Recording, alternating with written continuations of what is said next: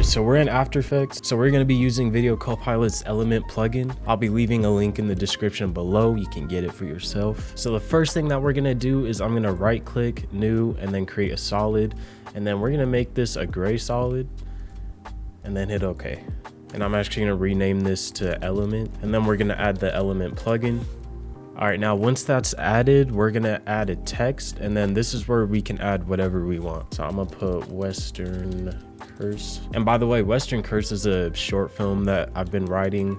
Future short film way in the future, but this is just like a little opening / intro to it. So I'm gonna align this in the middle, scale it up a little bit.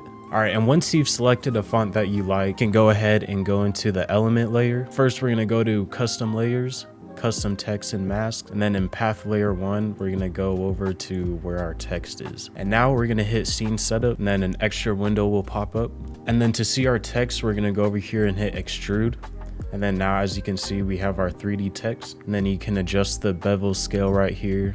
You can adjust the scale. So now I'm going to be using some materials / bevels. To get some of these, you can just find them online. All right, so I'm going to be adding this bevels. I'm going to be adding this one. And then I'm just going to change around some of the materials. I'm going to switch this to this one. And then in the settings, you can adjust the bevel settings. So I'm going to adjust the outline width. And then I'm going to change this to something like this. All right, and that'll be it for now. You can go over here and hit OK. And then we're gonna hide this text layer. And then as you should see, we have our 3D text. And then I'm gonna go ahead and add this dark rock texture. I'm gonna add an exposure and just decrease it slightly. All right, now we're gonna do the animation. So first thing you're gonna wanna do is go over to group 1. And then we're gonna go over to particle look, multi-object, enable multi-objects. And as you can see, we have a lot more settings. So I'm going to go over to this rotation right under the Z rotation, and then I'm going to hit the keyframe, and I'm going to go over to displace XYZ, and then on the X, and then on the X hit the keyframe, and then I'm going to go to the scatter, and on the Z one we're going to hit the keyframe. All right, so now I'm going to click my element layer again, and then I'm going to hit U, just so we don't get overwhelmed with all these other settings. We can just focus on the ones that we need. All right, so on the top keyframe right here, I'm just gonna go and increase this pretty heavily. And then on the X displace, I'm gonna increase this as well. And we're gonna make it like kind of come together and then like, you know what I'm saying? Yeah, exactly. And then we're gonna mess with the Z scatter. And also, the composition I made is 30 seconds. It doesn't need to be 30 seconds. In fact, I might decrease it. Yeah, what was that? Oh, and another keyframe we need to add is if we go back to our effect and go to world transformation and then world position Z, we're gonna add a keyframe to that and then just open this back up, and then we'll make it like come in closer. All right, so now we'll go like 10 seconds, and then we're gonna put this back to where, yeah, and then we're gonna decrease this, and then we're gonna decrease the rotation scatter slightly like that, and then decrease the X scatter or the X displace. We'll make this come in a little sooner, and then we're gonna go to like 15 seconds. We'll do 15 seconds. Actually, 30 seconds for an intro like this is crazy. Definitely don't follow me. All right, and then we're gonna just make this a little bit closer. Oh, we're also gonna turn on motion blur. And then for all these keyframes, we're gonna hit F9 to ease them out. All right, now we have something like this. This is really slow, so we're gonna make this a little bit quicker. We're gonna go like right here. And I think around like this point is when you should fully see it or see the text. It's really all about just messing around with the settings, seeing what looks best. In fact, for the X displacement, I'm actually gonna make this one linear. And then to do that, we're gonna select this, right click, and then go over to keyframe interpolation and yes. All right, and then I'm gonna add another keyframe to the rotation randomness, and then we're gonna make it kind of go like that. Like this coming soon.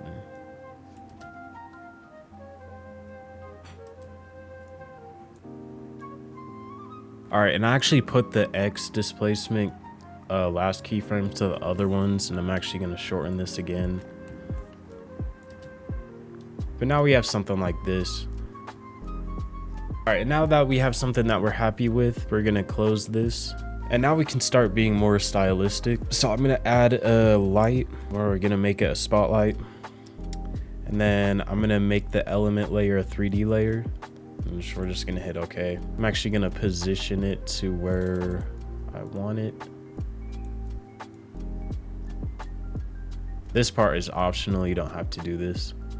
I'm gonna increase the radius or the cone angle.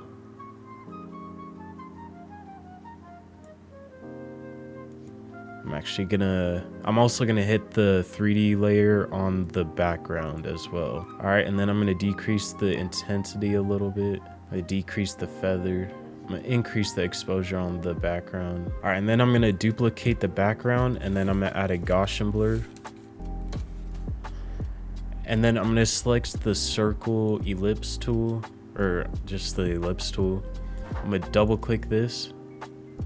I'm gonna invert it and then go feather it a lot. And then I'm gonna set the Gaussian blur to like 30. Now I'm gonna decrease the mask expansion.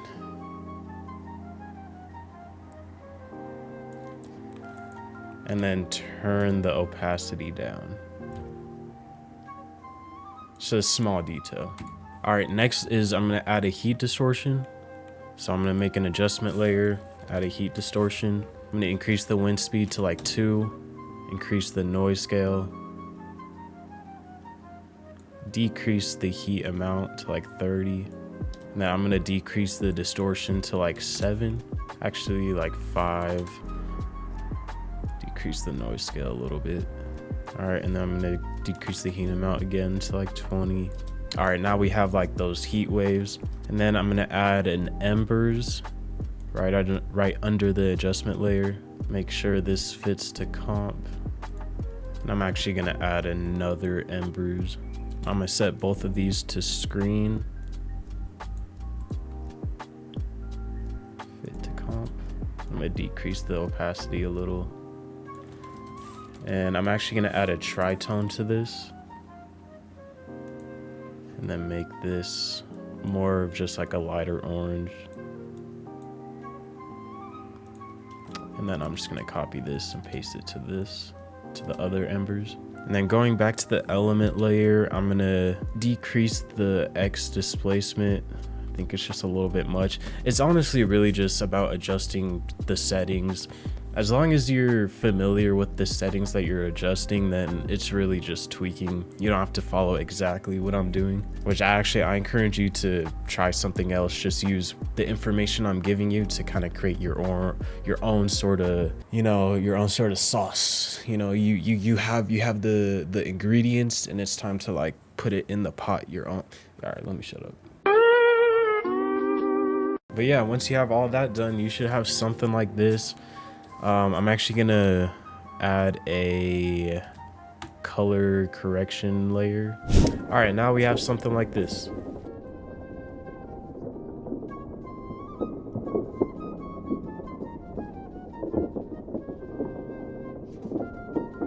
Alright, so that's gonna wrap up today's tutorial. I hope you guys enjoyed. If you guys did, hit that like, subscribe, and leave more video suggestions. And I'm really gonna try to hit every single Monday starting from now on, like for the rest of 2024. I'm really gonna try to hit every single weekly upload. So yeah, with that being said, I will see you guys next Monday.